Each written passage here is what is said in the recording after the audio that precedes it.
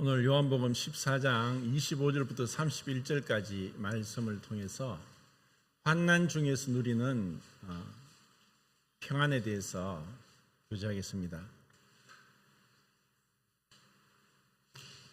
우선 25절부터 31절까지 14장 25절부터 31절까지 같이 한 목소리를 읽도록 하겠습니다.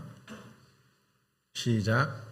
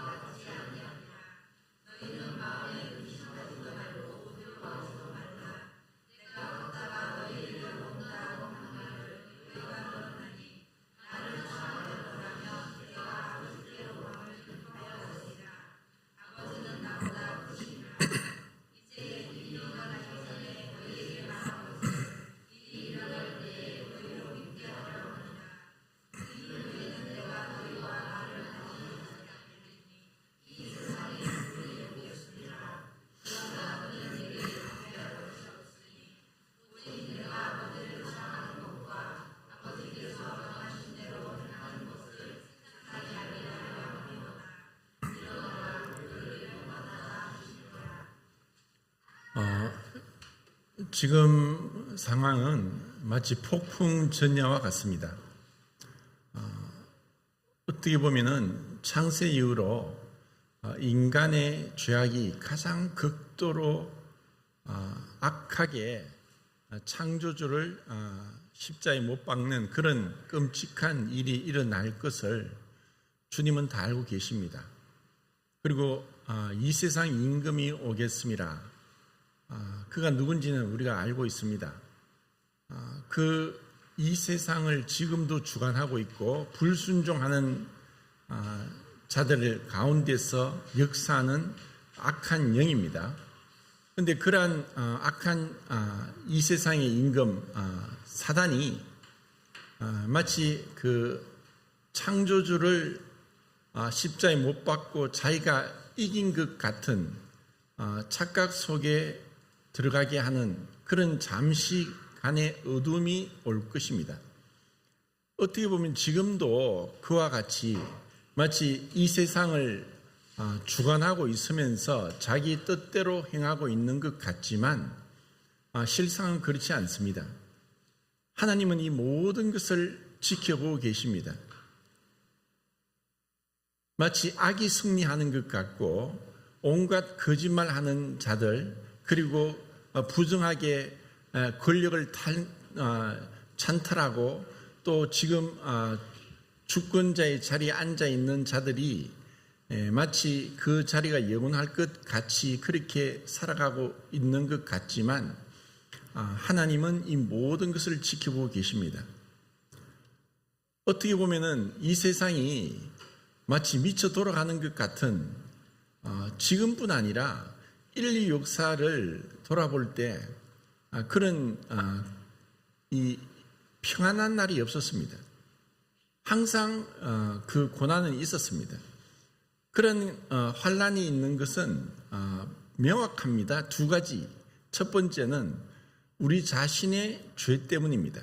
두 번째는 이 세상이 다 죄악 가운데 있고 또 모든 사람이 죄인이기 때문입니다.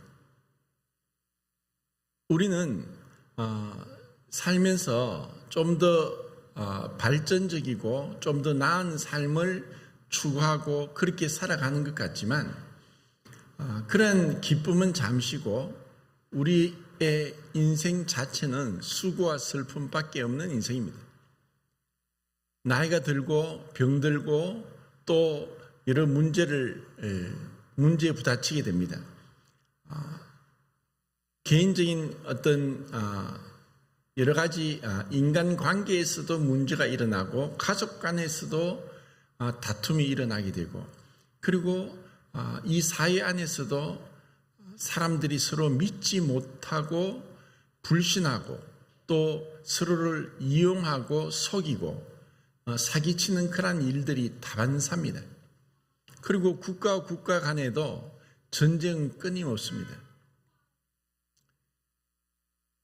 지금도 사실 전쟁이 일어나고 있습니다. 이란과 이스라엘의 전쟁이 있고 러시아와 우크라이나 전쟁이 있습니다.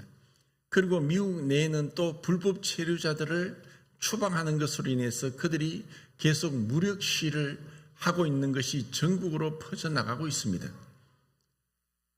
이런 고통 가운데 살아가니 얼마나 인생이 허무하고 헛되겠습니까?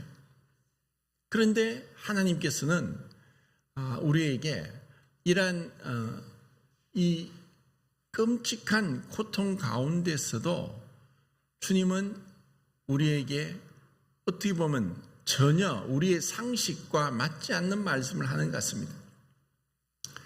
이제 제자들은 그들에게 정말 어마어마한 폭풍이 몰아칠 것을 그들은 잘 모르고 있지만 주님은 다 내다보고 계십니다. 그래서 지금 이와 같은 말씀을 반복적으로 하고 계십니다. 주님은 이제 떠나가시지만 또 다른 보혜사가 올 것이다. 그리고 그런 가운데서 너희들에게 평안을 끼치게 하기 위함이다. 곧 나의 평안이다. 이것은 세상이 알지 못하는 것이다. 그 평안을 우리에게 주고자 하십니다. 여기서 평안은 그냥 사전적인 의미로는 전쟁이 없는 평화로운 상태라고 얘기할 수 있습니다. 그런데 주님께서 평안, 나의 평안이라고 하는 그 주님의 평안은 모든 문제가 사라진 평안을 얘기하는 것이 아닙니다. 환난 중에서도 평안을 누리는 것이 우리의 믿음이고 주님이 우리에게 원하시는 것입니다. 그 평안은 주님이 주시는 주님으로부터 오는 축복을 의미하고 주님과 함께 동행함으로 인해서 세상에선 환난을 당하지만 주님으로부터 오는 세상이 알지 못하고 알 수도 없는 그런 평안을 우리에게 주고자 하시는 것이 주님의 지금 말씀입니다. 그 뒤에 이제 16장에도 이제 이 말씀을 끝내시면서 16장 마지막에도 동일한 말씀을 합니다. 16장 32절 33절도 한번 보겠습니다. 16장 32절 33절 같이 읽겠습니다. 시작.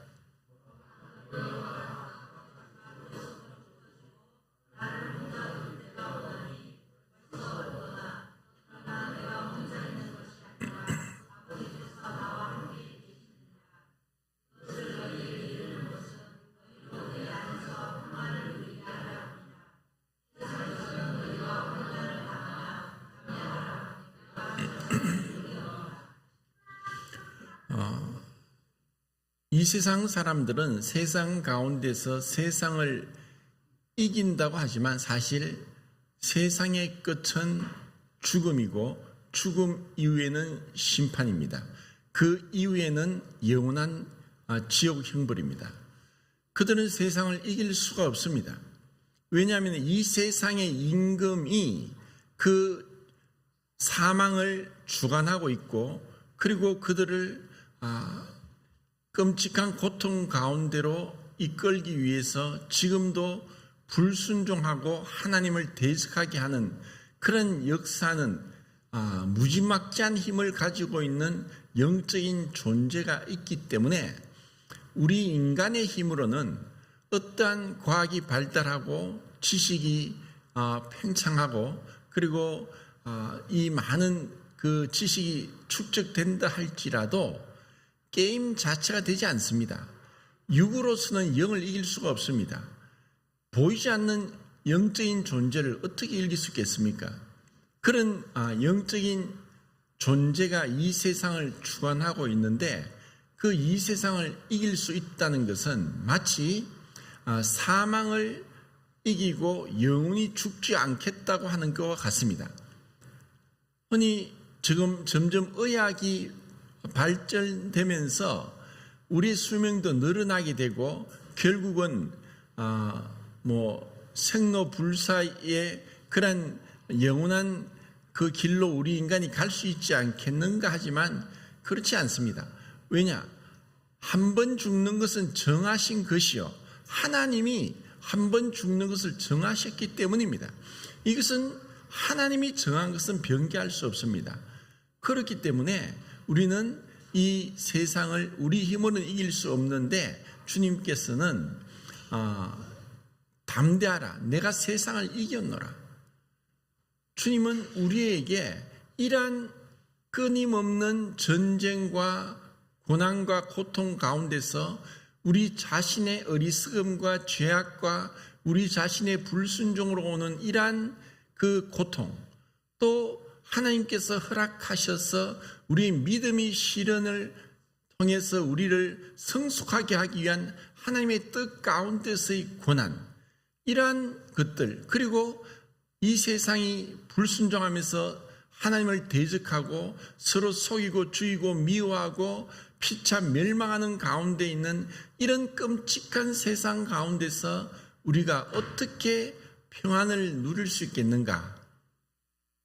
이것이 우리의 어떤 문제라고 생각할 수 있습니다. 그렇지만 주님은 이런 가운데서 환난을 당할 것이다, 환난을 피할 수 없을 것이다, 그 환난을 당함에도 불구하고 너희는 담대하라, 내가 세상을 이겼다, 주님을 믿음으로 주님께서 주시는 그 약속의 말씀, 평안을 우리에게 주시겠다고 하신다. 그것은 우리가 만드는 평화가 아니라, 우리가 만드는 평안이 아니라 주님의 평안, 주님으로부터 오는 평안, 하늘로부터 오는 그 평안을 우리에게 주시겠다는 것입니다. 이것은 무엇이냐? 우리의 바로 믿음으로 이 평안을 누린다는 것입니다. 이것을 제가 생각하면서 정말 우리는 이 세상 살면서 많은 어려움들 당하고 문제들을 닥치게 되는데, 그런 어려움 가운데 믿음으로 평안을 누리면서 승리한 그 여러 사례들이 있는데, 그 중에 정말 제 마음에 이 그 구약의 한 사건, 이것은 참 말할 수 없는 이 말씀을 묵상할 때마다 기쁨이 되고, 또 이것을 다시 묵상하면서 그 이름 모를 그 한 여인의 믿음이 어떻게 환난 중에서 평안을 누리게 되는가를, 어떻게 믿음으로 그 환난을 극복하고 평안 가운데 있는가를 보여주는 그 너무나 아름다운 그 역사적 사건을 한번 생각해 보겠습니다. 열왕기하 4장입니다. 8절부터 37절까지인데 좀 내용이 길지만 중간중간 끊어서 살펴보겠습니다. 열왕기하 4장에서 이제 엘리사의 그 한 15가지 기적 중에 한 가지 기적이 지금 여기 죽은 자를 살리는 그런 기적이 나옵니다. 그리고 그 장소는 그 수넴이라고 나오죠. 수넴. 그 수넴은 수넴의 한 여인에 대해서 나오는데 8절, 9절, 10절을 열왕기하 4장 8, 9, 10절을 우선 읽겠습니다. 시작.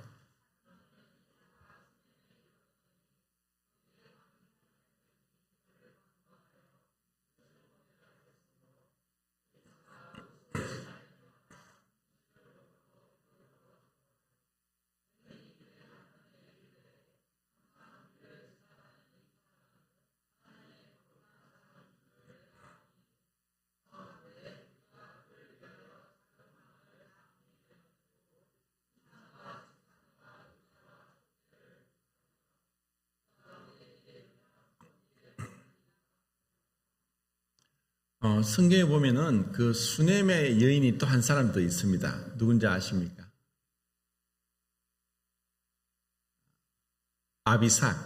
아비삭이 수넴 여인입니다. 아비삭이 누군지 아시죠?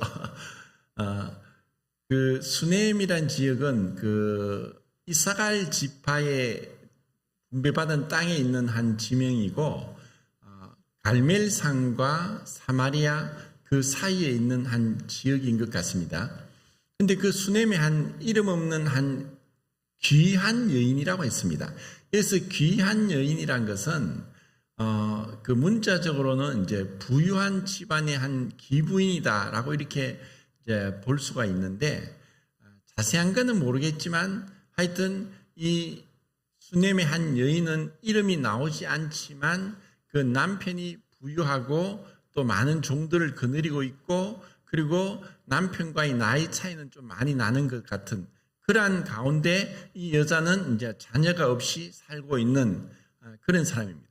그런데 이제 이 수넴의 한 귀한 여인은 첫 번째는 그 엘리사가 그 중에 왔다 갔다 하고 지나가는 가운데 이 엘리사가 하나님의 사람인 것을 알아볼 수 있는 영적인 분별력이 있었고, 그리고 두 번째는 그 손 대접하기를 힘쓰라는 말씀대로 그 대접하는 섬기는 은사가 있었고, 그리고 그 믿음이 있었던 것 같습니다. 자, 이런 그 수넴의 한 귀한 여인을 생각할 때 그 로마서에서 그 8장까지 복음에 대해서 완전하게 우리에게 그 설명하고 있습니다. 그리고 그 복음을 설명한 것은 12장부터 16장까지 삶 가운데서 다른 사람들과의 관계에서 이 복음을 적용하고 또 복음대로 살아가도록 하기 위한 것이 이 복음을 주신 목적입니다. 그러면서 12장부터 힘쓰라고 하는 것이 4번 나오는데, 12장에서 기도에 항상 힘쓰고 성도들의 쓸 것을 공급하고 손 대접하기를 힘쓰라 그랬고, 그리고 13장에는 정부 관리자는 다스리는 데 힘쓰라 그랬고, 14장 19절에는 화평의 일과 서로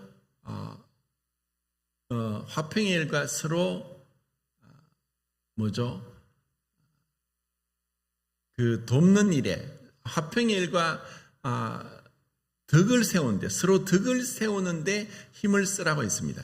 그래서 우리가 복음을 깨달았다고 하고 구원받은 자라고 하는 것은 기도에 힘쓰고 손대접하기를 힘쓰고, 그리고 화평의 일과 덕을 세우는데 힘을 쓰는 자가 복음을 깨달은 자고, 이것이 복음을 깨달은 자의 삶의 열매입니다.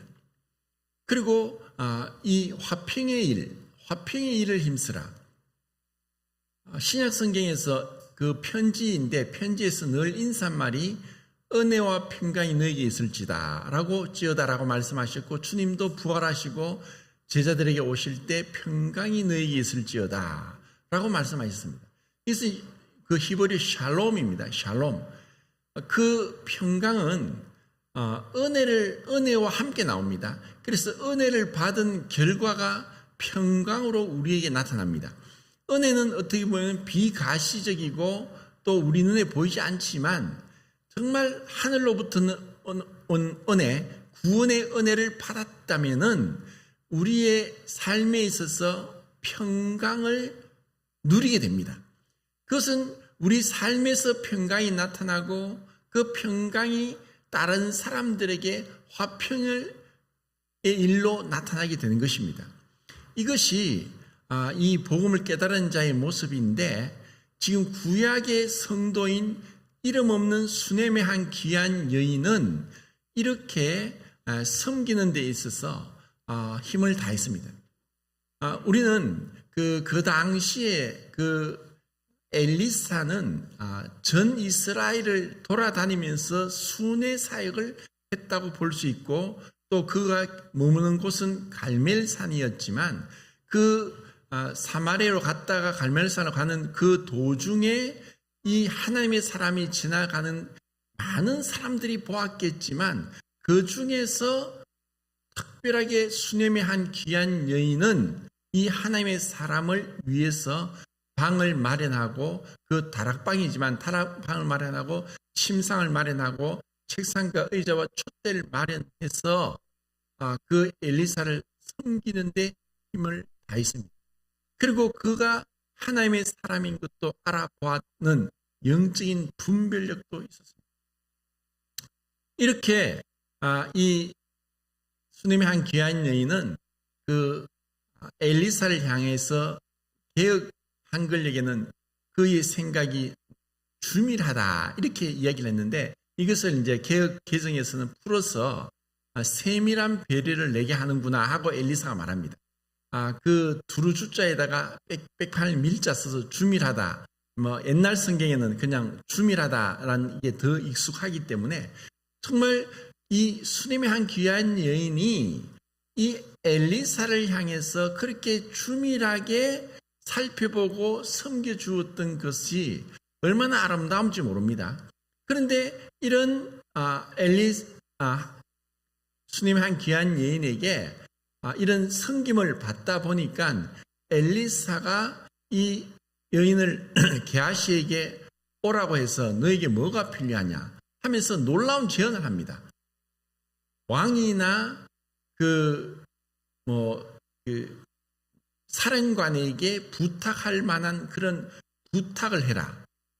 그것은 뭐냐면 엘리사가 그 정도의 사실 권한도 있었고 능력도 있었고 또 그 당시에 이스라엘 왕과의 어떤 그런 가까이 있는 그런 위치에 있었기 때문에 자기를 향해서 이렇게 주밀한 그 대접을 하고 있는 이 여인에게 보상을 하고 싶은 마음이 있던 것을 볼 수가 있습니다.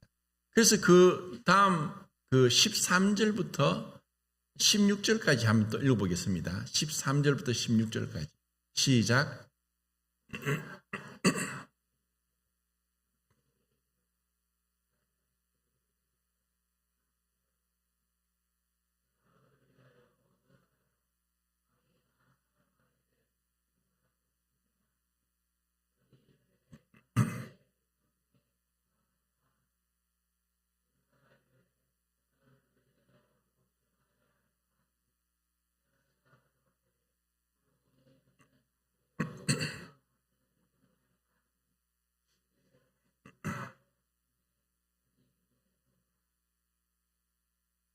예, 16절까지만 읽겠습니다. 자,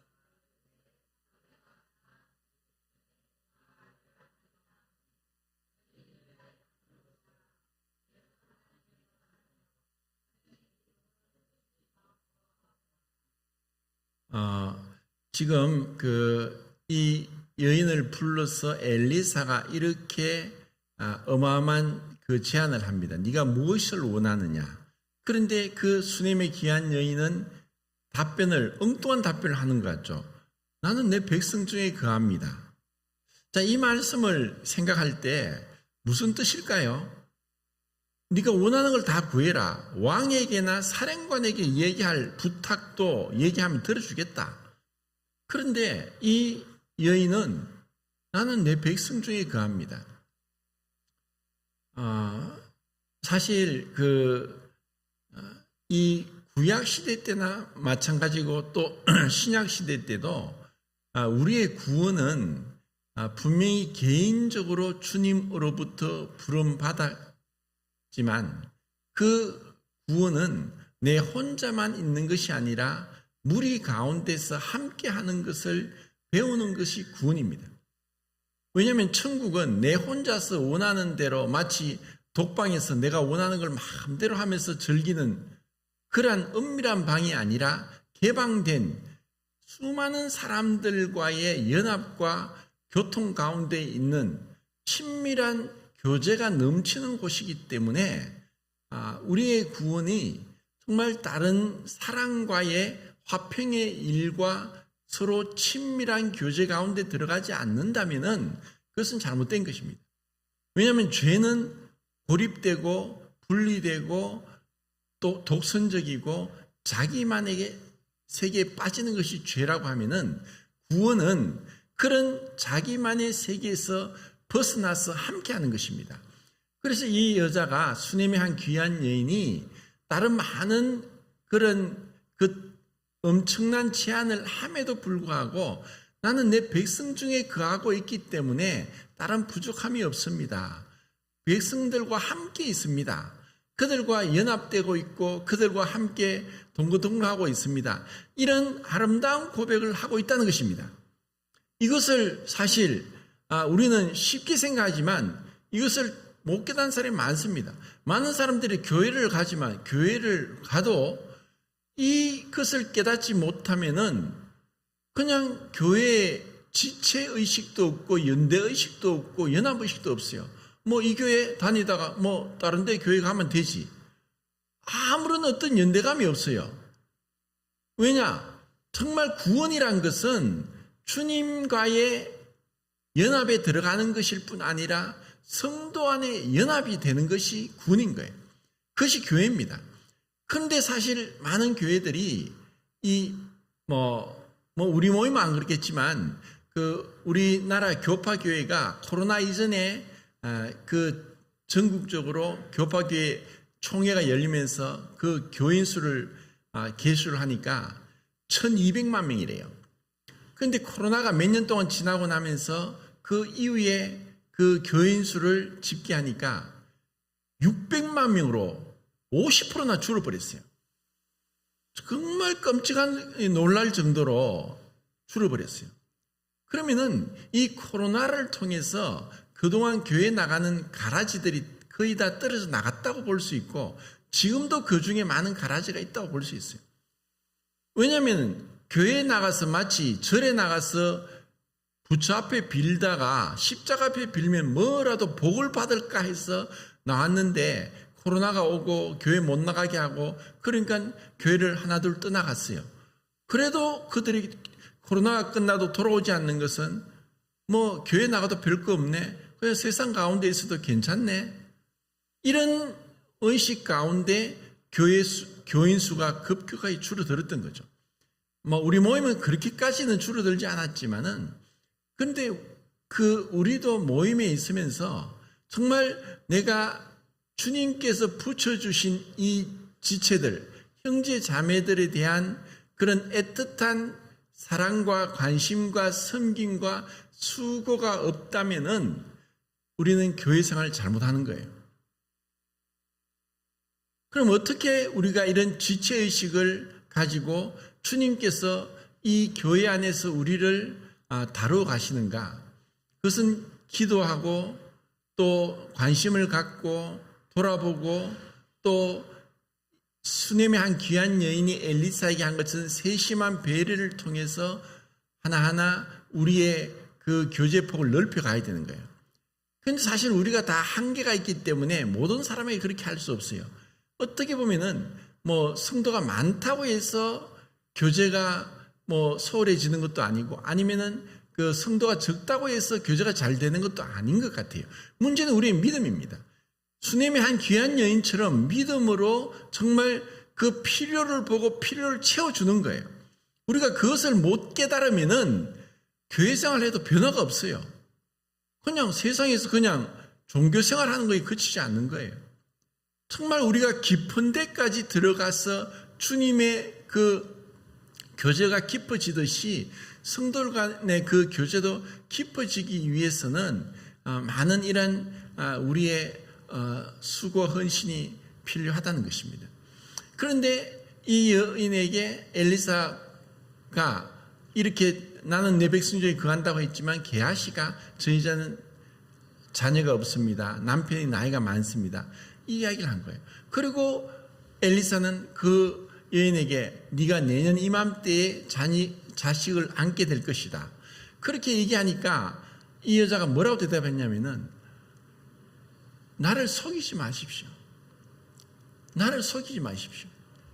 분명히 이 여자는 하나님의 사람 엘리사를 알아보았고 그리고 사시고 참되신 하나님을 믿고 있는 믿음 가운데 있지만 그것은 자기가 생각했을 때 마치 한나와 같이 자식을 달라고 기도하지도 않았고 또 라헬처럼 왜 나에게 자식을 낳아주지 않느냐 하고 야곱에게 투정하지도 않고 그렇게 힘들게 하지도 않았어요. 그냥 어떻게 보면 시간이 지나면서 자포자기했는지 이미 나에게는 더 이상 그런 기대도 생각도 못할 것이라고 마음으로 이미 작정하고 있었는지 모릅니다. 그런데 내년 이맘때 네가 자식을 안을 것이라고 하니까 나를 속이지 마십시오. 이것이 이제 이 여자의 행편이었습니다. 그런데 주님께서 말씀대로 정말 이 여인에게 내년 1년 뒤에 자식을 안게 했고 낳을 수 있겠습니다. 그리고 시간이 지났습니다. 얼마나 지났는지 모르지만 그 여인에게 이런 자식을 주셨는데 이 아이가 또 죽게 됩니다.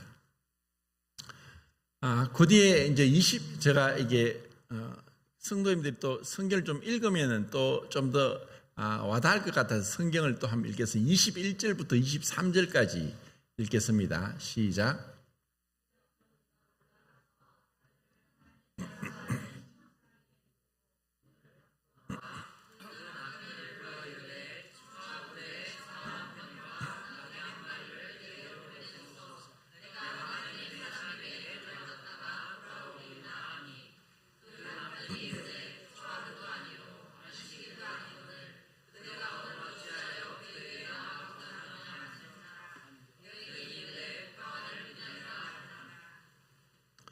자, 이 여인이 정말 하나님의 은혜로 자식까지 안게 되었고 이 아이가 출산해서 자라서 어느 정도 몇 세 때까지인지 모르겠지만 이 아이가 그 아버지와 종들이 일하는 밭에 갔다가 머리야 하면서 집에 왔는데 어머니 품에서 죽었습니다.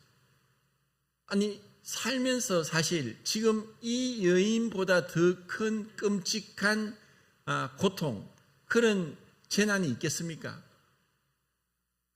그 아이가 죽었다는 거예요. 그러면 이렇게 끔찍한 환난을 당한 가운데 대부분의 사람들의 반응은 어떨까요? 정말 울고불고 가슴을 치고 그리고 온갖 생각들이 다 일어나면서 나를 왜 이렇게 괴롭게 하는가? 왜 나에게 내가 원하지도 않은데 나를 속이지 말라고 했는데 왜 이런 나에게 자식을 주고 이 자식이 이렇게 죽게 된 이런 죽은 아이를 내가 안게 되다니 왜 이렇게 나에게 했느냐 하고 불평도 원망도 일어나지 않았겠습니까? 그리고 이런 것 가운데 어떻게 그 마음이 이렇게 편할 수 있었겠습니까? 어떻게 이 아이를 죽은 아이를 엘리사 방에다가 눕혀놓고 아무 일 없었다는 듯이 누구에게도 얘기하지 않고 남편에게도 얘기하지 않고 내가 엘리사에게 갈 테니까 사원 하나와 나귀 한 마리를 달라고 그렇게 얘기할 수 있겠습니까? 그러자 남편이 아니 오늘은 초하루도 아니고 안식일도 아닌데 왜 그렇게 하나님 사람에게 가느냐? 그때 이 여인의 대답이 무엇입니까? 평안입니다. 평안입니다. 이미 이 수네메의 귀한 여인에게 있어서는 그 인간적인 고통, 인간적인 절망과 깊은 그 고뇌 가운데서 정말 주님만은 바라보았고 인간의 슬픔을 초탈했고 자신의 어떤 자기 연민과 동정과 슬픔을 벗어났고 주님은 바라봤습니다. 주님을 어떻게 바라봤냐? 하나님의 사람 엘리사에게 가면 된다. 엘리사에게 가자. 엘리사에 가면 답이 있을 것이다. 엘리사를 통해서 하나님이 자식을 주셨으니까 하나님께서 어떻게 하든 길을 열어주실 것이다. 이러한 믿음이 있었어요. 이것을 히브리서 11장 35절에 때로는 여인들이 죽은 자를 부활로 받기도 하며 이 말씀이 아닌가 그런 생각을 해요. 사실 이 당시에 구약시대에 누군가 죽어서 누가 살아났다는 것은 생상도 할 수 없는 일이에요. 이것을 이 여인은 이 가운데서 그렇게 죽은 아이를 엘리사의 방에 침상에 눕혀놓고 문을 닫고 이렇게 평온하게 엘리사에 갈 수 있는 준비를 하면서 그렇게 길을 나설 수 있었던 것은 제가 볼 때는 믿음입니다. 믿음이 없이는 절대로 할 수 없는 일이에요. 그리고 여기서 우리는 이 여인과 남편과의 아름다운 부부애를 볼 수 있어요. 서로를 신뢰하고 있어요. 그렇다고 해서 지금 이 여인이 지금 이렇게 너무나 절망적인 상황 가운데 남편에게까지 얘기하지 않은 것은 어떻게 남편을 믿지 못하고 신뢰하지 못하기 때문이라기보다는 그 해결책이 남편에게 있지 않고 하나님께 있다는 것을 그는 믿었기 때문에 이 여자는 그렇게 길을 나섰던 거예요. 그리고 그 거리가 뭐 지도상으로는 한 40km 정도 된다고 하니까 그 가까운 거리는 아닙니다. 그 거리를 재촉하면서 가는데 이제 갈멜살에 있던 엘리사가 멀리서는 이 여인을 보게 됐어요. 그래서 그 종 게하시를 불러서 무슨 일인가 물어보게 했어요. 그런데 엘리사가 세 가지를 물어보라고 했죠. 게하시에게, 그 여인에게 너가 평안하냐? 너희 남편이 평안하냐? 너희 아이가 평안하냐? 이 세 가지를 물었죠. 자, 여기서 평안을 얘기해요. 그 평안은 그냥 문제가 없다는 것이 아니라 주님으로부터 오는 축복 가운데 있느냐, 이것을 묻는 거예요. 그러자 그 여인은 게하시에게 뭐라고 대답합니까? 평안합니다. 사실 이 여인이 바라보는 것은 이 게하시에게 자기의 어떤 말 못할 이 끔찍한 그 마음의 고통을 토로해봤자 소용없다는 것, 오로지 엘리사에게만 이야기해야 된다는 것을 믿고 있었던 거예요. 그래서 이 여인이 엘리사에 가서 발 앞에 그냥 엎드린 거예요. 그리고 뭐라고 합니까? 나를 속이지 말라고 하지 않았습니까? 이 아이가 죽었단 말도 하지 않아요. 그렇지만 그 여인에게 있어서, 자, 26절부터 30절까지 또 한번 읽겠습니다. 26절부터 30절까지 시작.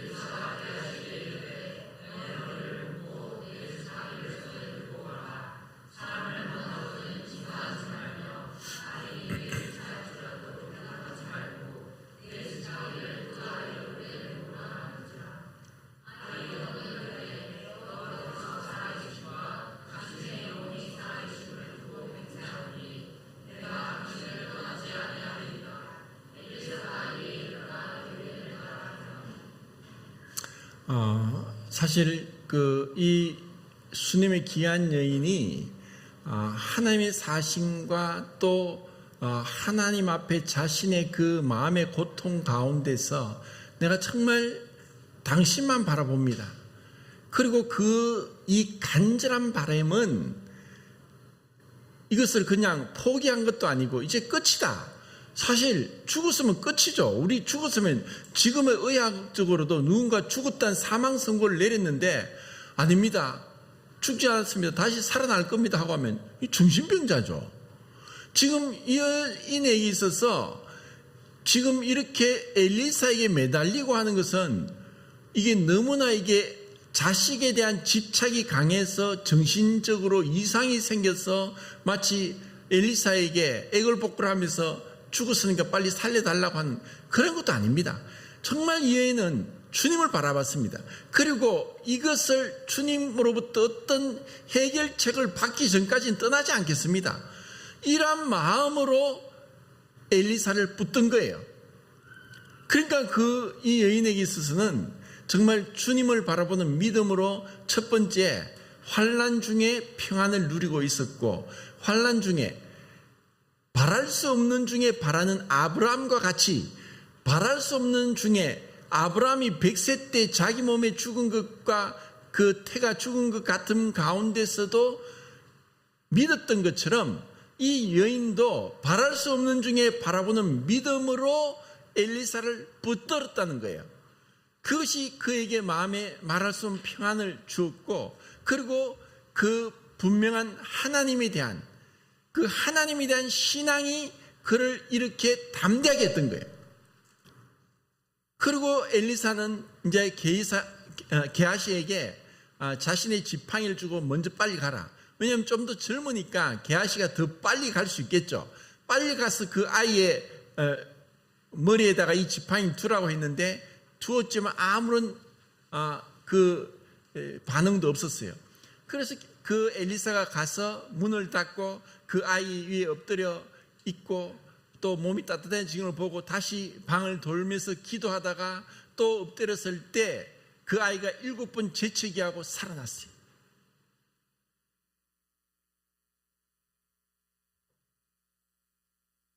하나님께서 참 그 믿음이 없이는 하나님을 기쁘시게 할 수 없고, 또 하나님을 믿는 자는 또 그가 믿는 자에게 분명히 상을 주시는 이심을 믿어야 할지니라. 믿음으로 세상을 이기는 거예요. 근데 우리는 믿음을 갖기 전에 환경을 봐요. 환경을 보고 자기를 봐요. 믿음이란 뭐냐? 하나님을 바라보는 게 믿음이에요. 믿음의 반대는 율법이에요. 율법은 뭐냐? 내가 어떤 사람이고 내가 무엇을 했고 지금 상황이 어떤데 인간적으로만 생각하는 거예요. 인간적으로 생각하니까 절망이 오죠. 낙심이 되죠. 두려워하고 근심하죠. 주님은 말씀하시죠. 두려워하지 말라, 근심하지 말라, 주님을 바라봐라. 주님을 바라보고 믿음으로 주님께서 행하실 것을 기대해라. 주님은 무엇이든 하실 수 있다. 그리고 믿음으로 나가는 그 믿음에 대해서 결코 우리를 실망시키는 분이 아니다. 죽은 자도 살리시는 그 하나님을 우리가 믿고 있고 우리는 주님의 부활을 믿고 있어요. 그런데 때로는 우리가 주님의 부활을 믿고 있음에도 불구하고 구약시대에 이 한 이름 없는 수넴의 귀한 여인보다도 부활에 대해서 더 믿지 못하는 것 같아요. 왜냐? 정말 주님만은 못 바라보기 때문에. 우리에게 때로는 성경 지식도 또 많은 어떤 이 은사도 섬김도 그러한 것들이 오히려 주님과의 이런 긴밀한 그 교제, 긴밀한 교통, 그리고 정말 주님으로부터 오는 그러한 이 말할 수 없는 담대함과 확신, 이것을 방해할 수도 있어요. 정말 너무나 인간적이고 인간적인 그러한 우울함은 있고 자랑은 있다 하지만 정말 이 절망 중에서 도저히 바랄 수 없는 중에서도 하나님의 하나님 되심을 인정하고 그분만을 바라보고 그분께 나아갈 때 주님은 이렇게 엄청난 은혜를 베풀어 주신다는 거예요. 참 우리는 천국에 가서 많은 사람을 보게 될 것이지만 이 수넴의 한 귀한 여인도 보게 될 것입니다. 그가 이렇게 아름다운 이 열왕기하 4장의 이 거의 대부분을 이 여인의 예의로 채우고 있습니다. 얼마나 귀합니까? 얼마나 아름답습니까? 그리고 우리에게 얼마나 도전이 됩니까? 우리에게도 이런 참 은혜로운 삶의 간증이 있기를 참 바라는 마음입니다. 감사합니다.